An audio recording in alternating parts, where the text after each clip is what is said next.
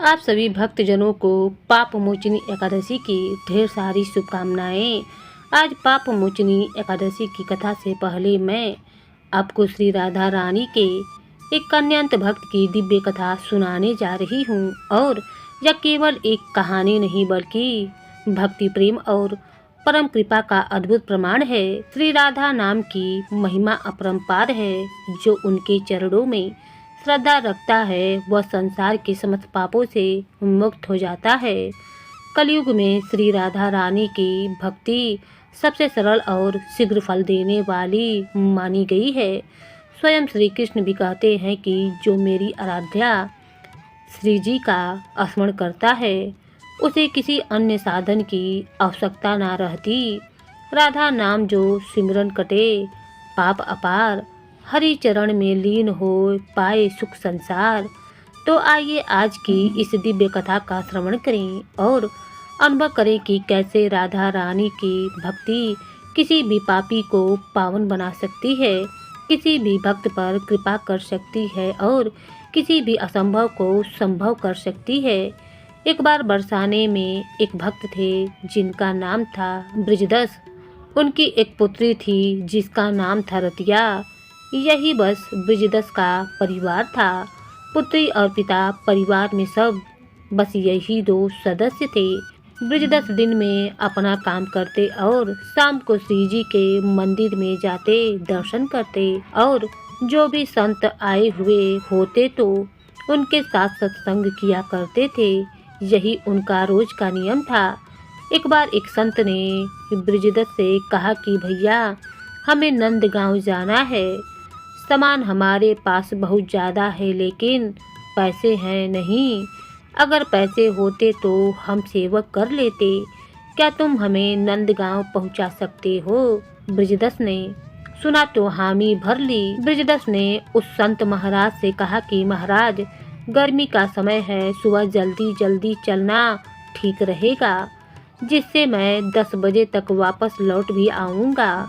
संत ने भी कहा ठीक है, मैं सुबह 4 बजे ही तैयार मिलूँगा।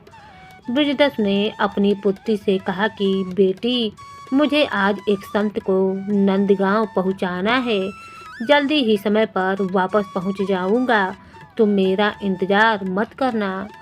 ब्रिजदस सुबह 4 बजे राधे राधे करते नंगे पांव संत के पास पहुँच गए। संत ने अपना सामान ब्रिजदस को दे दिया और ठाकुर जी की पेटी और बर्तन स्वयं रख लिए। अब वे दोनों चल पड़े। वे चले तो समय पर थे लेकिन संत महाराज को श्वास रोग था। जैसे ही थोड़ा आगे चलते उनकी सांसें फूलने लगती, वे हांफने लगते और फिर कुछ दूर चलते बैठ जाते। इस प्रकार नंदगांव पहुंचने में कुल 11 बज गए। अब ब्रिजदस ने नंदगांव पहुंचाकर संत महाराज से वापस जाने की आज्ञा मांगी तो संत महाराज कहने लगे, भैया, इस समय तो बहुत अधिक गर्मी पड़ रही है और दिन के 11 बज रहे हैं। इतनी गर्मी में इस तरह तुम बिना कुछ खाए पिए वापस जाओगे तो तुम्हारे लिए मुश्किल हो जाएगी। कुछ जल पी लो, थोड़ा जलपान कर लो, फिर चले जाना। तो ब्रिजदस जी हाथ जोड़कर कहने लगे कि बरसाने की वृषभानु नंदिनी नंदगांव में ब्याही हुई हैं संत महाराज, इसीलिए मैं यहाँ का जल पी नहीं सकता। बात सुनते ही संत महाराज की तो आंखों से आंसू बहने लगे।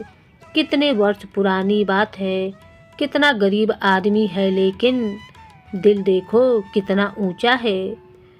ब्रिजदस राधे रानी को अपनी पुत्री के समान मानते थे और पहले के लोग ऐसा विश्वास करते थे कि जिस घर में उन्होंने अपनी पुत्री का ब्याह किया हुआ है या जिस गांव में अपनी पुत्री को उन्होंने ब्याहा हुआ है, उस घर का क्या उस गांव का भी जल नहीं पी सकते थे। तो ब्रिजदस जी कहने लगे कि मैं यहाँ का जल नहीं पी सकता हूँ।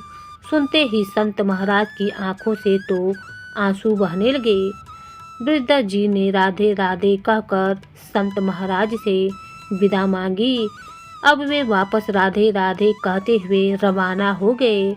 ऊपर से सूरज की तपती हुई गर्मी, नीचे तपती हुई रेत और तपती हुई जमीन। भगवान को ब्रिजदस पर दया आ गई और वे भक्त ब्रिजदस के पीछे पीछे चलने लगे। एक पेड़ की छाया में ब्रिजदस रुके तो मारे गर्मी, भूख और प्यास के वहीं पर मूर्छित होकर गिर पड़े। भगवान ने मूर्छा दूर करने का प्रयास किया, लेकिन ब्रिजदस की मूर्छा दूर ना हुई। भगवान ने विचार किया कि मैंने गजराज को, तारा, द्रौपदी को संकट से बचाया, लेकिन इस भक्त के प्राण संकट में हैं। कोई उपाय ही नहीं लग रहा है। ब्रिजदस राधा रानी का भक्त है, वे ही इसके प्राणों की रक्षा कर सकती हैं। इसीलिए क्यों ना उनको ही बुलाया जाए। भगवान भरी दोपहरी में राधा रानी के पास महल में पहुंच गए। राधा रानी ने इतनी गर्मी में प्रभु के आने का कारण पूछा। अब भगवान भी पूरे विस्तार पूर्वक कहने लगे, राधे, तुम्हारे पिताजी बरसाना और नंदगांव की डगर में पड़े हुए हैं, तुम ही चलकर उन्हें संभालो। राधा रानी ने सुना तो कहने लगी, कौन पिताजी? भगवान ने फिर सारी बात उन्हें समझाई और चलने को कहा।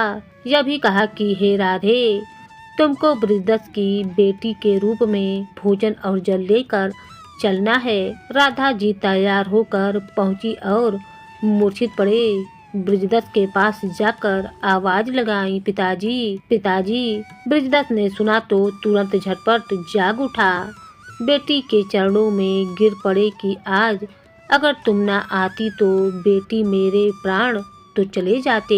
बेटी से कहा कि आज तुझे बार बार देखने का मन कर रहा है। राधा रानी कहने लगी कि माँ बाप को अपनी संतान अच्छी ही लगती है पिताजी, लीजिए अब आप भोजन कर लीजिए।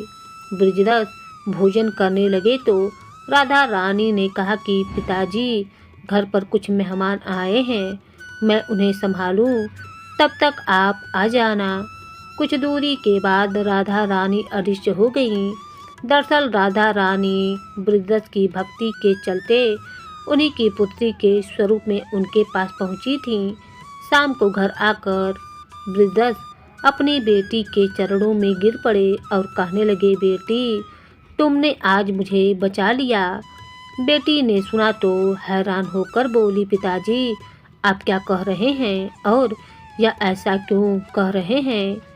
ब्रिजदस ने कहा, बेटी, आज तुमने जल लाकर मेरे प्राण बचा लिए, नहीं तो आज मेरी मृत्यु संभव थी। बेटी ने कहा, पिताजी, आप क्या कह रहे हैं? लेकिन मैं तो यहाँ से कहीं गई ही नहीं। ब्रिजदस ने कहा, अच्छा, यह तो बतलाओ, मेहमान कहाँ हैं? बेटी ने कहा, मेहमान, कोई मेहमान भी नहीं आया। अब ब्रिजदस की समझ में सारी बात आ गई। उन्होंने बेटी से कहा कि बेटी, आज तो तुम्हारे ही रूप में मुझे राधा रानी के दर्शन हुए हैं। बांसुरी बना लो, कान्हा होठों से लगा लो, काजल बनाकर मुझको आँखों में बसा लो। जय श्री राधे। यह थी आज की कहानी। आपको कैसी लगी कमेंट बॉक्स में जरूर बतलाइएगा। चैत मास का कृष्ण पक्ष प्रारंभ हो चुका है। शीतल मंद पवन बह रही थी। हस्तिनापुर की गलियों में वैदिक मंत्रों की ध्वनि गूंज रही थी। धर्मराज युधिष्ठिर राजमहल में अपने बंधुओं सहित धर्म चर्चा में लीन थे। तभी राज्यसभा के द्वार पर शंख ध्वनि गूंज उठी। द्वारकाधीश श्री कृष्ण अपने रथ पर सवार होकर पधार चुके थे। उनकी आभा सूर्य के तेज को भी पराजित कर रही थी। रथ पर चढ़े श्री कृष्ण करुणा की धार थे। हस्तिनापुर पधारे भक्तों के आधार धर्मराज युधिष्ठिर ने प्रेम पूर्वक श्री कृष्ण का स्वागत किया और चरणों में प्रणाम करते हुए कहा, हे मधुसूदन, आप समस्त लोगों के ज्ञाता हैं। कृपया मुझे बतलाइए कि ऐसा कौन सा व्रत है जो सभी पापों को नष्ट और मोक्ष प्रदान करता है। श्री कृष्ण ने मंद मुस्कान के साथ कहा, हे धर्मराज, इस संसार में अनेक व्रत हैं, परंतु पाप मोचनी एकादशी सबसे श्रेष्ठ है। इसका व्रत करने से मनुष्य समस्त पापों से मुक्त होकर श्री हरि का धाम प्राप्त करता है। आइए अब हम सब इस पावन कथा का श्रवण करते हुए श्री हरि की दिव्य यात्रा में सहभागी बनते हैं। हरि कथा जो श्रवण करे पाए परम प्रकाश, एकादशी व्रत फल मिटे मिटे जीवन त्रास। एक बार युधिष्ठिर महाराज ने भगवान श्री कृष्ण से पूछा, हे माधव, फाल्गुन शुक्ल पक्ष की आम्लकी एकादशी का महात्म मैंने सुना। अब चैत कृष्ण पक्ष की एकादशी का क्या नाम है, यह बताने की कृपा कीजिए।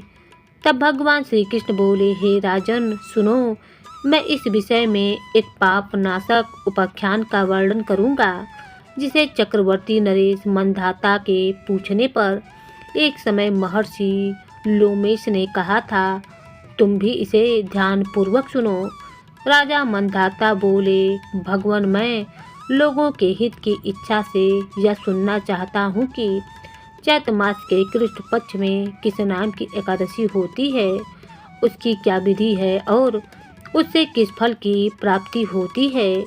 कृपया यह सब बातें मुझे बतलाइए। तब लोमेश ऋषि कहने लगे, हे राजन, पूर्व समय की बात है। अप्सराओं से सेवित चैत्ररथ नामक वन में, जहाँ गंधर्व की कन्याएं अपने साथ बाजे बजाती हुई विहार करती हुई मंजुघोषा नाम की एक अप्सरा मुनिवर मेधावी को मोहित करने के लिए पहुंच गई। वे महर्षि उसी वन में रहकर ब्रह्मचर्य का पालन कर रहे थे। मंजुघोषा उन मुनि के भय से आश्रम से एक कोस दूर ही रुक गई और सुंदर ढंग से बीड़ा बजाती हुई मधुर स्वर से गीत गाने लगी। मुनि श्रेष्ठ मेधावी घूमते हुए उधर ही जा निकले और उस सुंदरी अप्सरा को इस प्रकार गायन करते देखकर सेना सहित कामदेव से परास्त होकर बरबस मोह के वशीभूत हो गए। मुनि की ऐसी अवस्था देखकर मंजुघोषा उनके समीप आ पहुंची और बीड़ा नीचे रखकर उनका आलिंगन करने लगी। मेधावी भी सब कुछ भूलकर उसके साथ रमण करने लगे। कामवश रमण करते हुए उन्हें रात और दिन का भी ध्यान न रहा। इस प्रकार मुनि सदाचार का लोप होने के कारण अप्सरा के साथ रमण करते करते उन्हें बहुत दिन व्यतीत हो गए। मंजुघोषा अब देवलोक में जाने को तैयार हुई। जाते समय उसने मुनि श्रेष्ठ मेधावी से कहा, हे ब्राह्मण, अब मुझे अपने देश जाने की आज्ञा दीजिए। मेधावी बोले, देवी, जब तक सवेरे की संध्या न हो जाए तब तक तुम मेरे पास ही ठहर जाओ। अप्सरा कहने लगी, ब्राह्मण, अब तक न जाने कितनी संध्या चली गई। आप मुझ पर कृपा करके जरा बीते हुए समय का विचार तो कीजिए। तब लोमेश आगे कहने लगे, हे राजन, अप्सरा की बात सुनकर मेधावी के नेत्र आश्चर्य से चकित हो गए।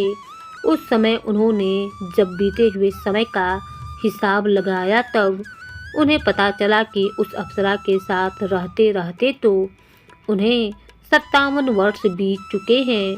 उसे अपनी तपस्या का विनाश करने वाली जानकर मुनि को उस अप्सरा पर बड़ा ही क्रोध आया। फिर उन्होंने उसे श्राप देते हुए कहा, पापिनी, तू पिशाचिनी हो जा। मुनि के श्राप से दच्च होकर वह विनय से नतमस्तक होकर हाथ जोड़कर बोली, हे विप्र, मेरे श्राप का उद्धार कीजिए। 7 वाक्य बोलने या 7 कदम तक साथ चलने मात्र से ही 7 पुरुषों के साथ मैत्री हो जाती है। हे ब्राह्मण, मैंने तो आपके साथ अनेक वर्ष बिताए हैं, इसीलिए हे स्वामी, मुझ पर आप कृपा कीजिए। तब मुनि बोले, भद्रे, मेरी बात सुनो, यह श्राप से उद्धार करने वाली है, क्या करूं? तुमने मेरी बहुत बड़ी तपस्या नष्ट कर डाली है। चैत कृष्ण पक्ष में जो शुभ एकादशी आती है उसका नाम है पाप मोचनी। वह सभी पापों का नाश करने वाली है। सुंदरी, उसी का व्रत करने पर तुम्हारी यह पिशाच दूर हो सकेगी। ऐसा कहकर मेधावी मुनि अपने पिता मुनिवर च्यवन के आश्रम पर पहुंच गए और उनसे सारा वृत्तांत कह सुनाया। उन्हें आया देखकर च्यवन मुनि ने उनसे पूछा, बेटा यह तुमने क्या किया? तुमने भी तो समस्त पुण्यों का नाश कर डाला है। मेधावी बोले, पिताजी मैंने अप्सरा के साथ रमण करने का पातक किया है। आप कृपा करके कोई ऐसा प्रायश्चित बतलाइए जिससे इस पाप का नाश हो सके। तब च्यवन मुनि ने कहा, पुत्र चैत मास की कृष्ण पक्ष में जो पाप मोचनी एकादशी होती है उसका व्रत करने पर पाप राशि का विनाश हो जाएगा। पिता का यह कथन सुनकर फिर मेधावी मुनि ने उस व्रत का अनुष्ठान किया जिससे उनका समस्त पाप नष्ट हो गया और वे पुनः तपस्या से परिपूर्ण हो गए। इस प्रकार मंजू घोषा ने भी इस उत्तम व्रत का पालन किया। पाप मोचनी का व्रत करने के कारण वह पिशाच योनि से मुक्त हो गई और दिव्य रूप धारिणी श्रेष्ठ अप्सरा होकर स्वर्गलोक को चली गई। तब लोमेश ऋषि ने राजा मंधाता से कहा, राजन जो श्रेष्ठ मनुष्य पाप मोचनी एकादशी का व्रत करते हैं उनका सारा पाप नष्ट हो जाता है। इसको पढ़ने और सुनने से समस्त गोदान का फल मिलता है। ब्रह्म हत्या, स्वर्ग की चोरी, सुरापान और गुरु पत्नी गमन करने वाले महापाप की भी इस व्रत के करने मात्र से ही पाप मुक्त हो जाते हैं। यह व्रत बहुत ही पुण्यम है। तो इस प्रकार कृष्ण भगवान ने युधिष्ठिर को समझाते हुए कहा, हे राजन, जो भी मनुष्य इस एकादशी का व्रत करेगा उसके समस्त पाप नष्ट हो जाएंगे।